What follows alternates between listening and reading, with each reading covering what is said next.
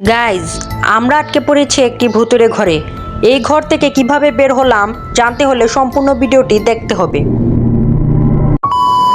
আমার সামনে এখন সেই ভুতুড়ে বাচ্চাটি বসে আছে এবং আসার সাথে সাথে আমাকে টাস্ক দিয়ে দিল যে এই বাচ্চাটিকে দুধ খাওয়াতে হবে। গাইজ, বাচ্চাটির জন্য দুধ নিয়ে আসলাম। বাচ্চাটির দুধ খেয়ে মনে হচ্ছে অনেক খুশি হয়েছে। তবে এখন আরেকটি সমস্যা হচ্ছে যে বাচ্চাটিকে নতুন কাপড় পরাতে হবে। সামনের ঘরে সম্ভবত কাপড় রাখা আছে। হ্যাঁ গাইজ, একটি কাপড় পেয়ে গেছি এবং এই ম্যাটে বাচ্চাটিকে রাখবো। কাপড়টি পরানোর সাথে সাথে সম্ভবত আমাদের আরেকটি টাস্ক দিয়ে দিবে।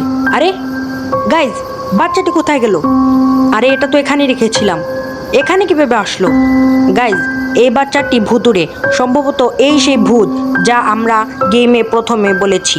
এখন আবার এই বাচ্চাটিকে ঘুম পাড়াতে হবে, তা না হলে সম্ভবত আমাদের এই টাস্ক পূরণ হবে না।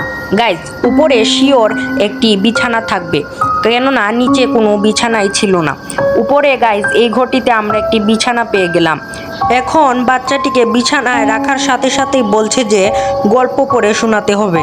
গাইজ, আমরা the Prince and the cat এই গল্পটি বাচ্চাটিকে পড়ে শোনাবো, তাহলে সম্ভবত আমাদের টাস্ক কমপ্লিট হয়ে যাবে। গাইজ, তোমরা যদি এই গল্পটি দেখতে চাও তাহলে ভিডিও পজ করে দেখতে পারো। গাইজ, এই গল্পটি লেখা হয়েছে একটি ভয়ানক প্রিন্সকে নিয়ে। এখন আমাদের গল্প পড়াও শেষ হয়ে গেছে এবং বাচ্চাটিও ঘুমিয়ে গেছে। সম্ভবত আমাদের এটিই ছিল শেষ টাস্ক। না গাইজ, আমাদের আরেকটি টাস্ক রয়েছে। আমাদের নিচে গিয়ে এখন টিভি দেখতে হবে। গাইজ, এখন মনে হচ্ছে আমাদের নাইট ওয়ানের টাস্ক কমপ্লিট হয়ে গেছে। আরে আরে, এগুলো কি শুরু হলো গাইজ? বুঝতে পারছি না, চারিদিক থেকে এগুলো কি উঠছে? গাইজ, এখানে একটি ভূত চলে এসেছে গাইজ, চারিদিক থেকে ফেটে যাচ্ছে আর কালো রক্ত আসছে গাইজ, বুঝতে পারছি না এগুলো আবার কি বের হলো। গাইজ, উপরের দিকে কি দেখাচ্ছে গাইজ? আলোর রশ্মির দিক থেকে কি আসছে গাইজ? বড় একটি গোলার মতো, বুঝতে পারছি না গাইজ। গাইজ,